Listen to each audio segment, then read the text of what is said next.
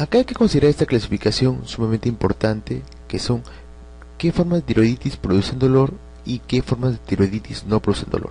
Dentro de las tiroiditis que producen dolor tenemos las de presentación aguda y subaguda. Aguda, de origen bacteriano, las cuales se producen por invasión ya sea desde un foco lejano que llega por vía hemática o linfática, o por invasión directa por manipulaciones, o quizás a través de la persistencia del conducto tirogloso, mientras que las tiroiditis subagudas o virales tienen como forma importante el antecedente de infección de las vías respiratorias superiores. Las tiroiditis que no producen dolor tenemos a la linfocitaria transitoria silente, que es la forma de presentación sobre todo en mujeres posparto y algunas veces se presenta en pacientes con diabetes mellitus. La otra forma es la linfocitaria crónica o Hashimoto, que es la más conocida debido a que es la principal causa de hipotiroidismo en mujeres adultas, y la fibrosante o Riedel, que lo característico es su presentación pétrea. Lo veremos más adelante. Luego, la presentación aguda y subaguda, que son las que producen dolor, como ya dijimos, origen bacteriano, Staphylococcus aureus y neumococo, y origen viral, sobre todo el antecedente de infección de las vías respiratorias superiores. Lo otro, ¿cómo es la forma de presentación clásica? La tiroiditis aguda o piógena, las manifestaciones son locales, a nivel de la piel que se encuentra cubriendo la tiroides. ¿Qué manifestaciones encontramos ahí? Va a haber dolor, calor, tumefacción, es decir, signos de flegosis, mientras que en la tiroiditis subaguda o de Kurbain, las manifestaciones van sobre todo relacionadas con el aumento de tamaño e hipersensibilidad de la tiroides. No hay cambios en la piel que cubre la tiroides, y también se puede presentar como crisis de tirotoxicosis debido a la ruptura de los folículos que contienen hormonas tiroideas preformadas. El tratamiento de la tiroiditis aguda, por ser de origen bacteriano, es antibióticos. Algunas veces, cuando se forman abscesos a nivel de la tiroides, se puede llegar al drenaje quirúrgico, mientras que el tratamiento de la tiroiditis subaguda, si es en forma leve, el tratamiento de elección es el ácido acetilsalicílico. Si hay signos de severidad, podemos agregar glucocorticoides, y en caso de que se produzca crisis de hipertiroidismo, podemos agregar betabloqueantes de elección propanolol. Hay que recordar que en la tiroiditis aguda no se utilizan ni antibióticos ni fármacos antitiroideos. Para que quede claro un caso clínico de tiroiditis aguda, una paciente mujer de 42 años que desde hace 2 días presenta dolor, calor y enrojecimiento en la parte anterior del cuello, acompañado de fiebre y leucocitosis. ¿Cuál es el diagnóstico más probable? Entonces dijimos cambios locales a nivel de la piel que cubre la tiroides, dolor y calor y enrojecimiento en la parte anterior del cuello. Esto nos lleva a pensar en tiroiditis aguda, relacionado con fiebre y leucocitosis, característico de infecciones bacterianas, ¿no? Y lo otro de la tiroiditis subaguda de Kurbain, paciente mujer de 40 años refiere un tiempo de enfermedad de 2 días caracterizado por rinorrea y tos seca. Actualmente refiere dolor en la parte cervical anterior, sensibilidad local, malestar general y fiebre. Los exámenes de laboratorio hay una elevación del BCG. Entonces, acá hay que tener en cuenta el antecedente que dijimos, ¿no? El rinorrea y tos seca, infección de las vías respiratorias superiores. Y refiere dolor y sensibilidad local en la parte anterior del cuello. Solo hay dolor, no hay enrojecimiento, no hay aumento de la temperatura, asociado a malestar general y fiebre. Y lo otro es que en los exámenes de laboratorio, la tiroiditis de Kurbain puede elevar la BCG, la única que eleva la BCG. Señales de respuesta falsa referida a la tiroiditis de Kurbain. Empezamos por la alternativa. Los antiinflamatorios no esteroideos son un pilar en su tratamiento. Dijimos que sí, ¿no? Empezamos con el ácido acetilsalicílico de elección, y la forma grave agregamos glucocorticoides. Los beta bloqueantes son útiles si existe tirotoxicosis. Dijimos que sí. De elección era el propanolol. La BCG puede ser normal. Dijimos que característicamente se puede elevar la BCG, pero una BCG normal también puede presentarse en la tiroiditis de Kurbain. la alternativa E, cuando existen síntomas importantes locales y sistémicos es útil añadir corticoides. Dijimos que sí, en las formas graves se añade corticoides al ácido acetilsalicílico. Pero la alternativa D dice, el propil, tiuracilo y otros antitiroideos debe usarse si existe tirotoxicosis. Dijimos que si existe tirotoxicosis, de elección es tratamiento con beta bloqueantes, sobre todo propanolol. Entonces recordar, tratamiento de inicio es ácido acetilsalicílico si es forma leve, si es forma severa agregamos corticoides, y si existe tirotoxicosis, tratamiento de elección es beta bloqueantes, de elección propanolol. Entonces que quede fijo que no se utiliza antitiroideos en la tirotoxicosis producida por la tiroiditis de Kuhlbein. Otra forma es las tiroiditis ya crónicas indoloras. Acá tenemos la tiroiditis subaguda o silente o indolora y la tiroiditis Hashimoto o linfocitaria crónica. La tiroiditis subaguda silente o indolora, ambas son de origen autoinmune. Esta tiroiditis subaguda o silente se relaciona en mujeres, sobre todo tras el parto. La otra también, como dijimos, es de origen autoinmune y predominio en mujeres. La subaguda o silente se relaciona con pacientes con diabetes mellitus en un 25%, mientras que la tiroiditis Hashimoto se asocia con otras enfermedades autoinmunes, ya sea cirrosis biliar primaria, lupus eritematoso, artritis reumatoide, etc. Cualquier enfermedad de origen autoinmune se puede relacionar con la tiroiditis Hashimoto. ¿Cómo se presenta? Es una glándula indolora con aumento de tamaño y de consistencia, mientras que la tiroiditis Hashimoto lo característico es que es un bocio asimétrico de consistencia muy elástica e indolora. Entonces, la tiroiditis subaguda es una glándula simétrica con aumento de tamaño y consistencia, mientras que la otra es de un bocio asimétrico. ¿Cómo se presenta la tiroiditis silente o indolora? Generalmente es de evolución de 2 a 5 meses, que presenta como un hipotiroidismo subclínico, pero que un 50% llega a un hipotiroidismo transitorio. Cabe manifestar que el 5% de los pacientes que hacen hipotiroidismo desarrollan hipotiroidismo en forma permanente, mientras que la tiroiditis Hashimoto también es una enfermedad crónica que puede iniciar con un hipotiroidismo subclínico, llegando a la forma clásica que es el hipotiroidismo. Hay una forma de presentación que es la hashitoxicosis, que es la persistencia tanto de la tiroiditis Hashimoto como de la enfermedad de Graves, que se presenta en un 10% de pacientes, ya que, como dijimos, esta tiroiditis Hashimoto se asocia a otras enfermedades autoinmunes y la enfermedad de Graves es una enfermedad autoinmune. Pero en estos pacientes la fase de tirotoxicosis es corta porque terminan desarrollando hipotiroidismo como evolución de la enfermedad. En ambos se produce elevación de los anticuerpos antiperoxidasa, pero característicamente estos anticuerpos son de la enfermedad de Hashimoto, se elevan característicamente de la enfermedad de Hashimoto, mientras que acá en la tiroiditis aguda es una elevación leve, no muy característico. Lo otro es que a la gammagrafía ambas son hipocaptantes, como todas las tiroiditis son hipocaptantes, y como su forma de presentación característica es el hipotiroidismo, el tratamiento va a ser con tratamiento hormonal sustitutivo con levotiroxina, como un hipotiroidismo. La tiroiditis aguda no se relaciona a cáncer, mientras que las tiroiditis de Hashimoto de larga evolución se ha relacionado con linfoma tiroideo. No olvidar eso también, que hay riesgo de linfoma tiroideo en los pacientes con tiroiditis Hashimoto. ¿Qué clase de tiroiditis favorece el desarrollo ulterior de un linfoma? Dijimos que era la tiroiditis de Hashimoto, que quede claro. La tiroiditis, de todas las tiroiditis, la única que es asociado con el desarrollo posterior de cáncer, sobre todo el linfoma, es la tiroiditis Hashimoto. Esta pregunta vino el año pasado en el examen de salud. Mujer de 49 años con intolerancia al frío, ha ganado 4 kilos de peso y se siente lenta. Al examen piel seca, gruesa y alopecia.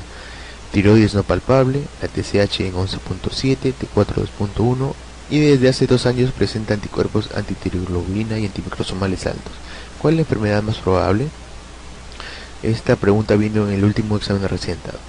Entonces, paciente tiene intolerancia al frío, ha ganado 4 kilogramos de peso y se siente lenta, piel seca y gruesa y alopecia. Características de Paciente que ha ganado de peso, ha disminuido el apetito y con intolerancia al frío es diagnóstico casi de hipotiroidismo. Luego nos habla de anticuerpos antitiroglobulina y antimicrosomales, que es característico de la enfermedad de Hashimoto. Si relacionamos mujer con síntomas de hipotiroidismo, ¿cuál era la primera causa? Autoinmune. A la cabeza, Hashimoto.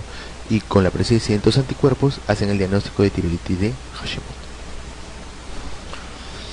¿Cuál es el tratamiento de elección de la tiroiditis Hashimoto en la fase de hipotiroidismo? Dijimos que el tratamiento en la fase de hipotiroidismo de la Hashimoto era tratamiento hormonal sustitutivo con levotiroxina.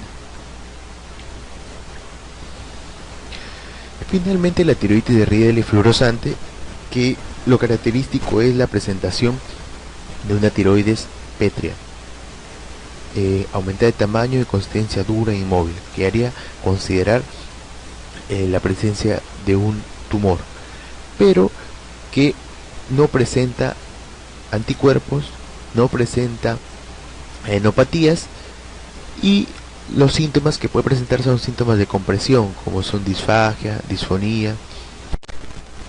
Por la presentación pétrea, inmóvil, el diagnóstico diferencial es cáncer, pero hay que tener en cuenta que esta tiroiditis no evoluciona a malignidad. La única que se relaciona a la tiroiditis, volvemos a repetir, es la de Hashimoto con linfoma. El tratamiento, solo en caso de que haya síntomas compresivos, es la cirugía. Paciente de varón de 51 años, con bocio inmóvil, de consistencia pétrea, sin afectación de ganglios regionales, anticuerpos antitiroideos negativos y captación de yodo disminuida. Entonces dijimos, si tenemos un bocio inmóvil de consistencia pétrea, lo primero que hay que pensar en Riedel. Además, no hay ganglios y anticuerpos antitiroideos negativos, nos confirman el diagnóstico de la enfermedad de Riedel. Y la captación de yodo disminuida es característico de todas las tiroiditis. El otro tema a desarrollar es el bocio. Lo primero que hay que considerar el bocio, que para considerar bocio simple, porque acá estamos hablando del bocio simple, los niveles de hormonas tiroideas y de TSH deben encontrarse dentro del rango normal. Lo otro, que para considerar un bocio endémico tiene que afectar al 5% de la población. Recuerden, al 5% de la población, y en caso de bocio endémico, la principal causa es la baja ingesta de yodo. En los casos esporádicos, sobre todo se encuentran en mujeres de mediana edad. La forma de presentación es asintomática, no dan ningún síntoma, ya que las hormonas tiroideas están dentro de los rangos normales. ¿Qué examen realizaríamos? La TSH, T3 y T4, que deberían estar normales, y la ecografía, que nos ayudaría a diferenciar otras formas de presentación. El tratamiento es la tiroidectomía subtotal solo en caso de que haya síntomas. ¿Qué síntomas? De compresión, disfonía, disfagia, etc. Causas de bocio. A la cabeza del bocio endémico es la deficiencia de yodo. Recordar que los requerimientos diarios de yodo son de 100 a 200 microgramos al día. No olviden. Fármacos como litio, amiodarona, expectorantes, alimentos, deshormogénesis y el síndrome de Prendel, que, como ya vimos al inicio, que es la deficiencia de este transportador que se encarga de pasar el yodo inorgánico hacia el coloide y el folículo tiroideo para que pueda unirse a la tiroglobulina y formar las hormonas tiroideas. ¿Y en qué consiste el síndrome de Prendel? Un bocio simple, sordera neurogénica y eutiroidismo, es decir, hormonas tiroideas dentro de los valores normales. Entonces, no olvidar que la principal causa de bocio simple es el déficit de yodo. ¿Cuál es la causa más importante de bocio endémico? Dijimos que la principal causa de bocio endémico era la pobre ingesta de yodo. El requerimiento de yodo son de 100 a 200 microgramos al día, y entonces acá la alternativa se dice ingesta de yodo menor a 100 microgramos al día. Esta es la principal de bocio endémico, y es endémico cuando afecta al 5% de la población. El otro tema es nódulos tiroideos. Hay que tener en cuenta que los nódulos tiroideos son muy frecuentes en mujeres de edad media. Lo otro, que un nódulo solitario, el riesgo de malignidad es del 5 al 6%, de un nódulo frío el riesgo de malignidad es el 20%, y de nódulos calientes la mayoría son benignos. Se dicen nódulos fríos cuando a la gammagrafía son hipocaptantes y calientes cuando a la gammagrafía son hipercaptantes. Este cuadrito de acá que viene es sumamente importante, tienen que aprendérselo bien porque han venido muchas preguntas relacionadas con este tema y que son características que nos harían pensar que un nódulo solitario puede ser maligno. El primero, la edad. Menores de 16 años y 45 años, si hay un nódulo tiroideo en pacientes que se encuentran en este rango de edad, hay que pensar en malignidad. Lo otro que dijimos, que los nódulos serán más frecuentes en mujeres. Si se presenta un hombre, también tenemos que pensar en malignidad. El otro es el antecedente de radioterapia de cabeza y cuello. También es una característica importante para pensar en malignidad. Antecedentes familiares de cáncer de tiroides, un nódulo crecimiento rápido indoloro, el tamaño mayor de 3 centímetros, adenopatías palpables, parálisis de las cuerdas vocales por afectación del nervio laringeo recurrente y fijación de estructuras profundas. Entonces, si tenemos un caso clínico y se presentan cualquiera de estas características, hay que pensar en malignidad. Solo estas características. Si no se presentan estas características, piensen en que son lo más probable benignos. Mujer de 15 años con nódulo en la glándula tiroides, la gammagrafía muestra un nódulo frío. ¿Cuál es la interpretación de mayor probabilidad? Entonces, dijimos que el nódulo frío era que no captaba a la gammagrafía. Entonces son nódulos hipofuncionantes. Entonces con esto descartamos las 3, 4 y 5, porque acá dice normofuncionante e hiperfuncionante. Un nódulo frío es hipofuncionante, mientras que los nódulos calientes son hiperfuncionantes. Entonces quedamos que es un nódulo hipofuncionante. Luego, se trata de una mujer, no hay mucho de interés o no se encuentra entre las características de malignidad, pero dice 15 años. Dijimos que si un nódulo se presenta en menores de 16 años o mayores de 45, hay que pensar en malignidad. Por ende, la alternativa más adecuada para esta pregunta es un nódulo hipofuncionante maligno.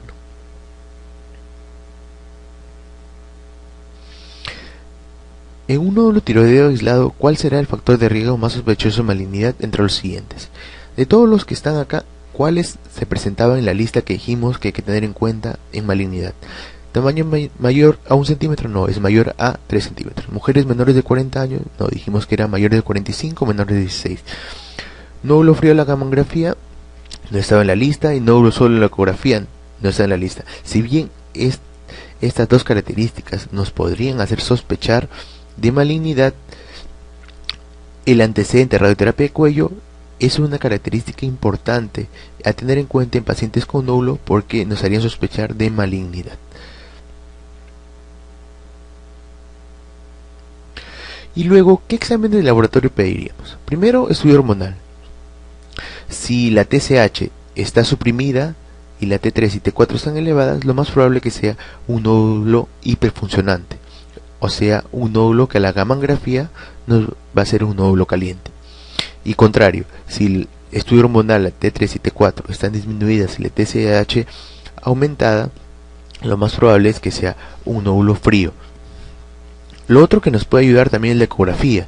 La ecografía, si es de característica sólida o mixta, nos podría hacer sospechar en malignidad, mientras que si es un nódulo quístico, de características quísticas, lo más probable es que sea benigno. También nos puede ayudar, pero ya más alejadamente, los marcadores tumorales, sobre todo nos haría sospechar de carcinoma medular de tiroides, la calcitonina. Pero lo que tenemos que hacer obligatoriamente y de primera intención en todo paciente con nódulo tiroideo es la punción aspiración con aguja fina. No olvidar, es lo primero que se debe hacer. Todo esto de acá nos pueden ayudar en este orden: estudio hormonal, gammagrafía y ecografía. Ya menos nos va a ayudar los marcadores tumorales. Mujer de 40 años que queja de un abultamiento en cuello. El examen se encuentra un nódulo aproximadamente 2 centímetros, firme en relación con el lóbulo izquierdo de la glándula tiroidea. El manejo apropiado incluye, ¿qué dijimos que era lo primero que habríamos que realizar en un paciente con un nódulo tiroideo? Es la aspiración con aguja fina. En la evaluación de nódulo tiroideo, los siguientes exámenes pueden ser solicitados, siendo uno de ellos de menor importancia: TSH nos va a ayudar, dijimos, ¿no? Si está elevada o disminuida nos va a hacer si es hiperfuncionante. Ecografía tiroidea, si nos da características de solidez o consistencia mixta, nos haría sospechar de malignidad. La gamografía tiroidea, que nos va a decir si es un nódulo frío o caliente. La biopsia de aspiración, que es el pilar para el diagnóstico. Pero el dosaje de calcitonina no nos ayudaría mucho, ¿no? Dijimos que serviría más sobre todo para el diagnóstico de carcinoma medular de tiroides. Por ende, acá es la que menos nos va a ayudar.